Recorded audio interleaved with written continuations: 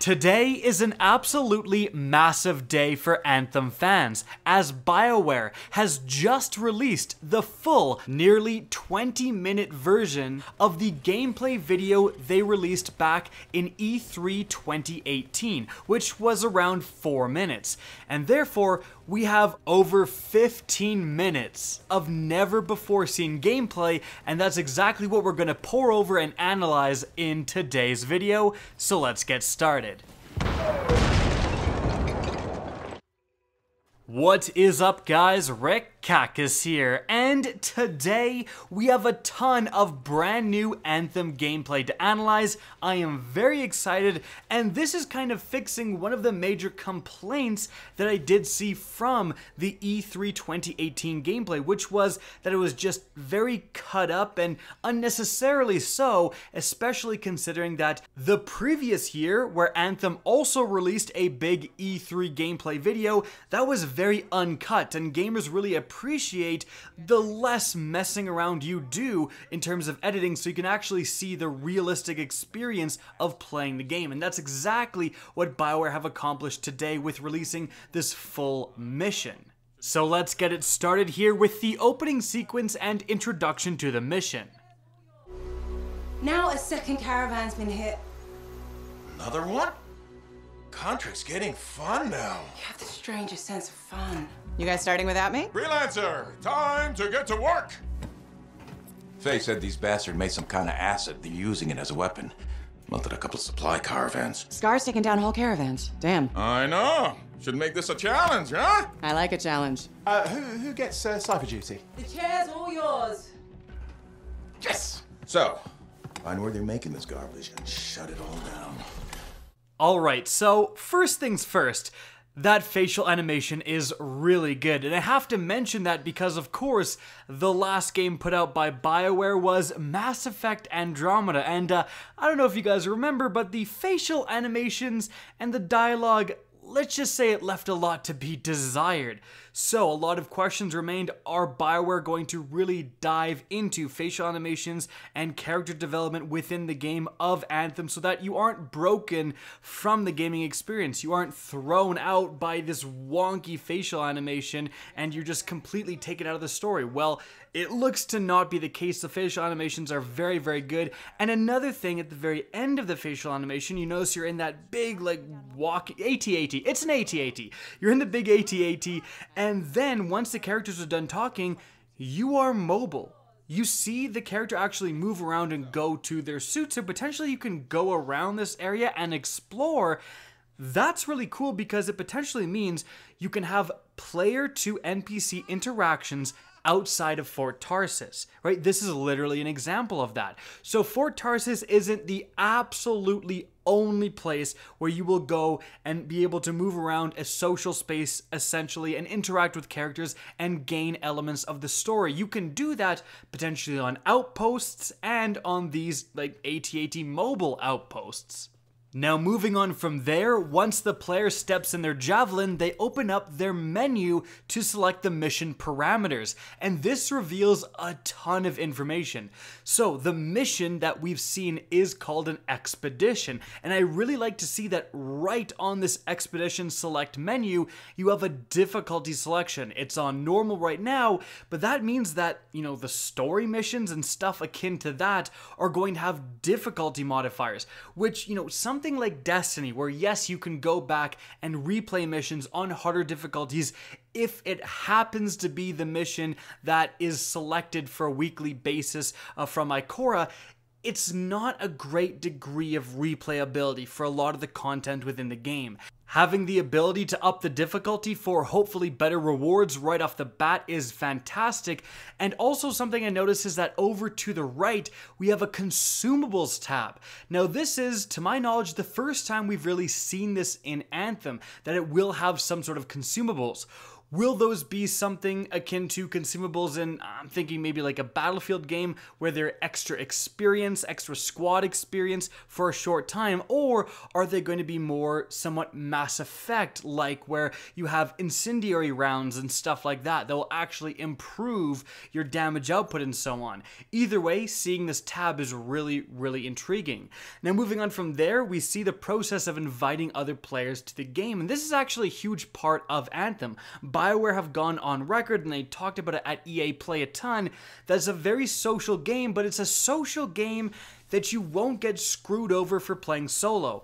If none of your friends are online when you're playing Anthem, you will have seamless matchmaking for whatever you want, or you can always go in solo. You can take the challenge on of beating an expedition or a mission by yourself, but if you do want teammates, it's just built-in matchmaking for every aspect of the game. And of course, you can invite your friends if you want, which appears to be what's happening here. Now, something really interesting that I want to touch on is that when you see the player invite their friends, the Ranger and the Colossus are level 30, but the Storm is only level 1. However, we will see the Storm join later in the gameplay. Now, this is because no matter which level you are in Anthem, you can all play together. So if you've had the game for a very long period of time and your friend is just level 1, he just got the game, you'll still be able to play together and have fun. Now you're still going to be much more effective than that lower level player and have so much more abilities and better loot and so on, but the enemy damage will scale to those players' levels dynamically in game. So that level 1 will still be able to contribute and kill enemies. Again, not as efficiently, but not unreasonably either, which is fantastic for being such a social game. You don't have to say to your friend, oh sweet, you finally got the game I told you to get, talk to me in 30 hours once you're done all the campaign and everything to catch up to me. You can play with them right away. And can I also just point out how absolutely massive the map seems to be? This game's looking more and more exciting. Now moving on from there, we see an opening cinematic of the squad assembling. Great way to show off cosmetic upgrades. Also, we see a couple of emotes thrown out as well. Another customization feature coming in Anthem.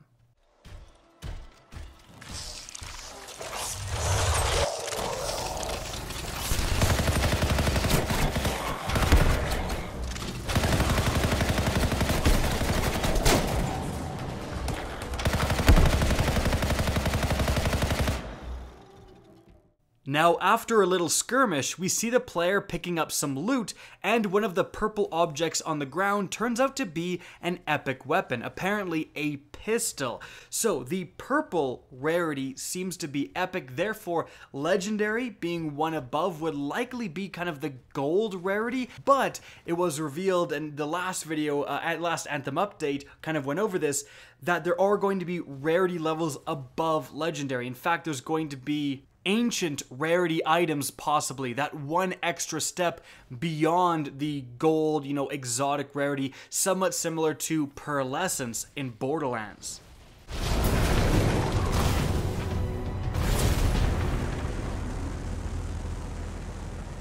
Look at all the weapons! Oh, and the turrets! Better move quickly.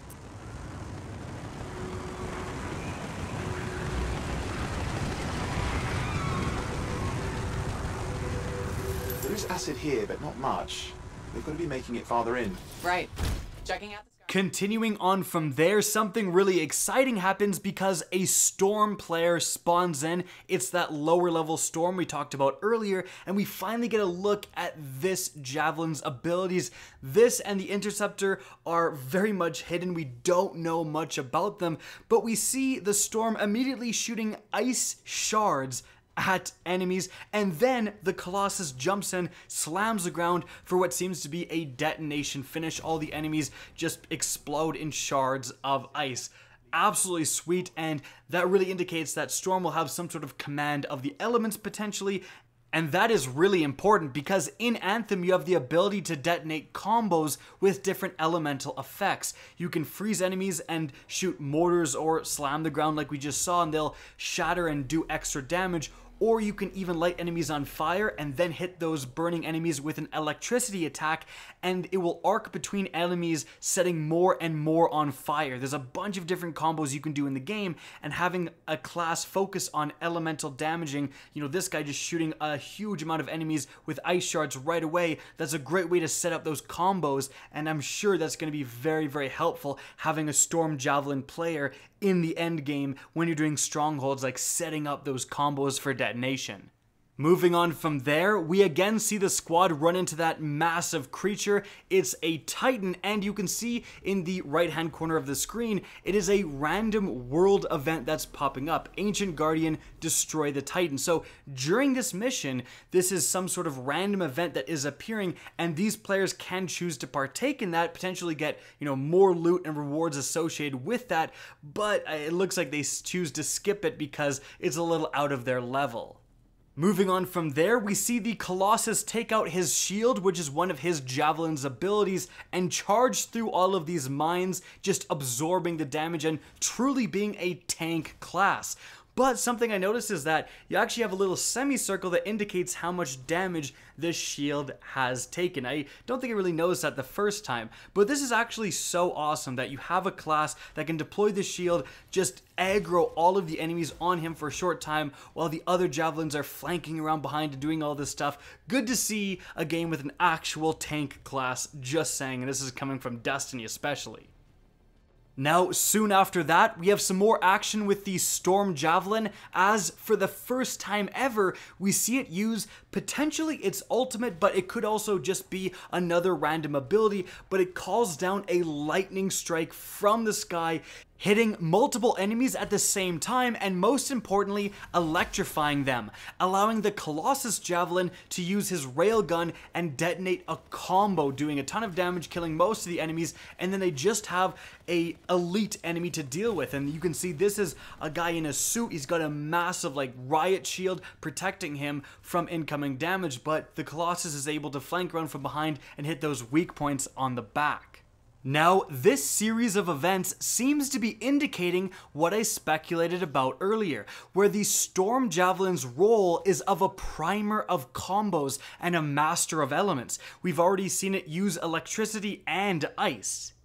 Now, there's something I really want to point out here. Because the gameplay isn't so chopped up, you can see them actually surveying the area, and this is a great visual representation about some of the things I've talked about earlier, where in Anthem you have this unlimited mobility, and you can see the players looking at some turrets to the left and then some guys off to the right, and they're basically showcasing that you can tackle an engagement from literally any direction, any angle. You can flank, fly, swim, wherever you want to go, and this is going to make Anthem very different than other shooters.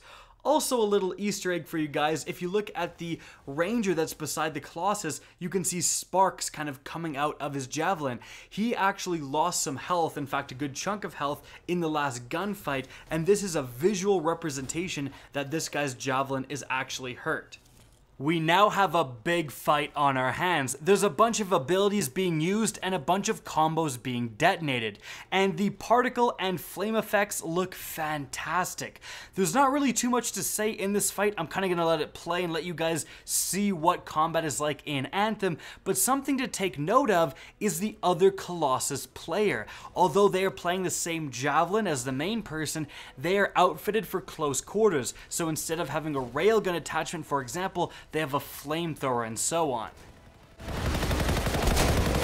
Lots of scars headed your way, watch out.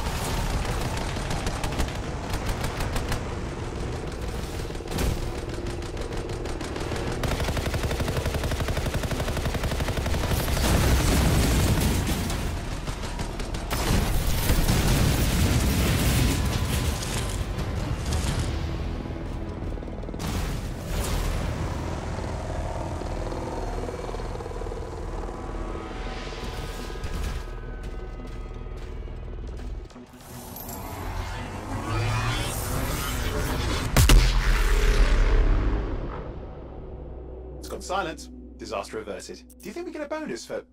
Wait, something's happening.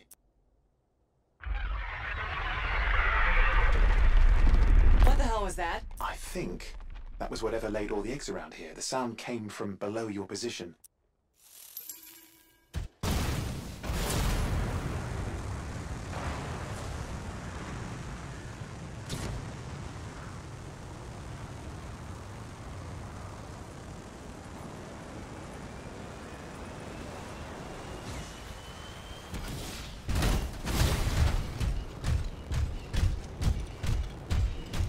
The Scars were using those eggs for something, making acid probably. So the job's not done until we get rid of all the eggs. On the plus side, this definitely counts toward hazard pay.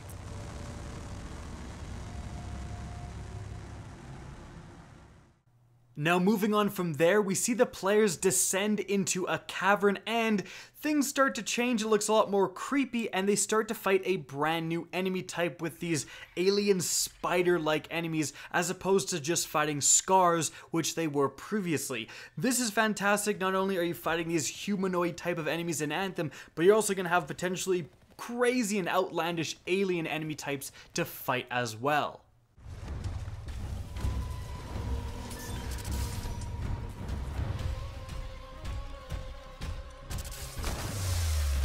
Now, something that is kind of a blink and you'll miss it moment is the Ranger using one of his abilities that I don't think we've seen up to this point. I got to play with it, but again, it hasn't been publicly seen. He actually has a plasma ball launcher that will hit an enemy and damage it, but bounce to another nearby enemy. And you can see the Ranger use this ability, hit all three of these spiders. Looks pretty darn fantastic for ad clearing.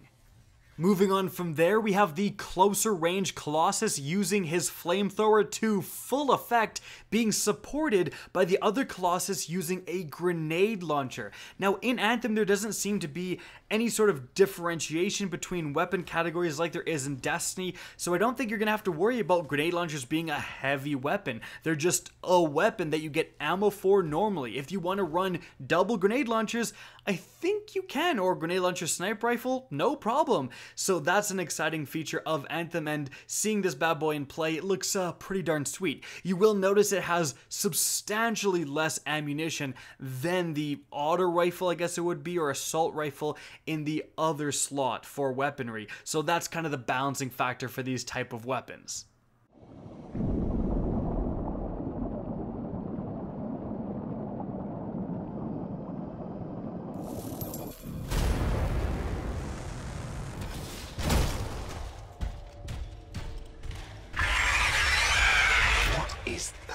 You're supposed to tell me. Moving on from there, some very interesting things happen. Firstly, the player discovers a rune on the wall. This is a lore item, very similar to the scannable items in Destiny 2, where you can go up, activate these items, and they're going to tell you more about the world. So for you lore aficionados out there, Anthem is going to be hopefully chocked full of it. Right after that, I really like how the player turns and sees the corpse of a giant alien spider, kind of hinting on what you may be fighting in the end boss fight for this Stronghold.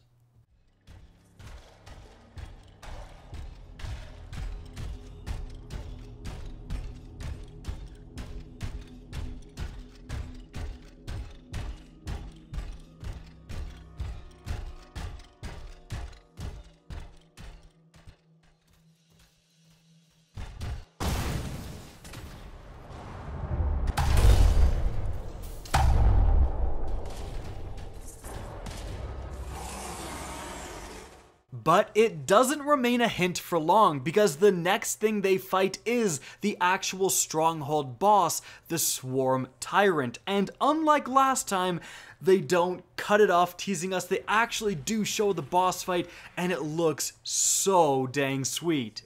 We have a bunch of things going on. Firstly, you do have this massive alien spider boss that clearly has 3 weak points, these glowing sacks on it. You get crit numbers when you hit those sacks. You're trying to explode them and then do extra damage. And you'll see throughout this fight a bunch of the combos and elemental effects being used. Like several times, the Swarm Tyrant gets lit on fire, thanks to the other Colossus, and then that's going to have increased damaging effects when you hit it with other stuff. And the Swarm Tyrant not only is coming around and smashing people, it also has a web attack that seems to catch certain javelins, making them unable to move.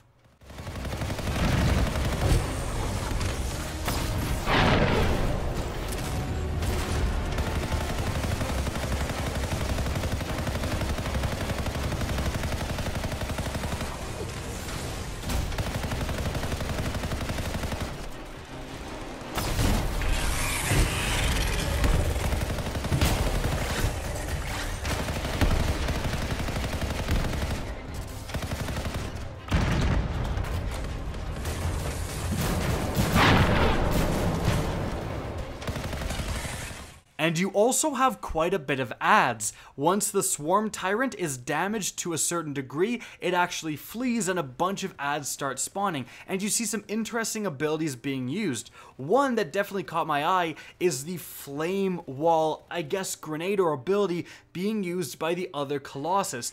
This is different than its flamethrower that we've already seen in action. This causes a continuous flaming wall, and it sticks exactly where you need it to be, and all of the enemies spawning out of that area get damaged by it. Absolutely fantastic. And then the guy with the mortar pod just combos off like crazy, just decimating those adds.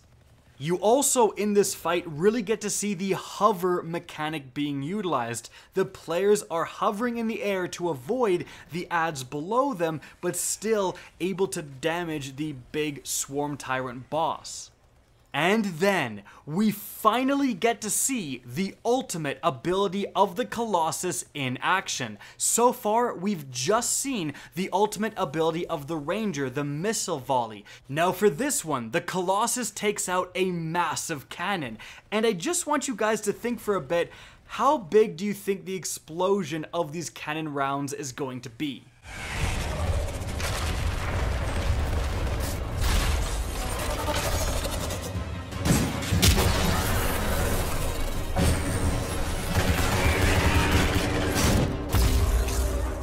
I bet that was bigger than you thought, because that surprised me too. And if you notice, there's actually a bar and it only goes down a little chunk. You have one, potentially two more shots of this ultimate before it runs out. This looks so fun to use.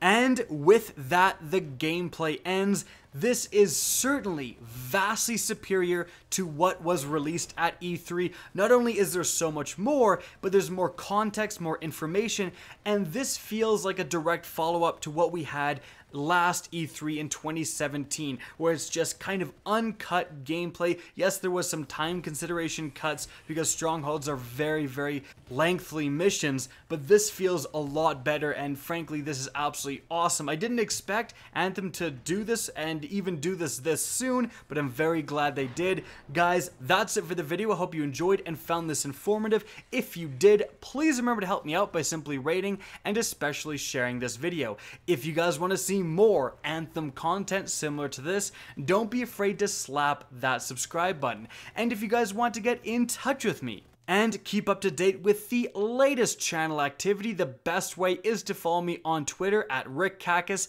That's linked in the description down below, as is my Twitch channel, which you can also follow. Again, I hope you enjoyed the video, and as always, have a good day.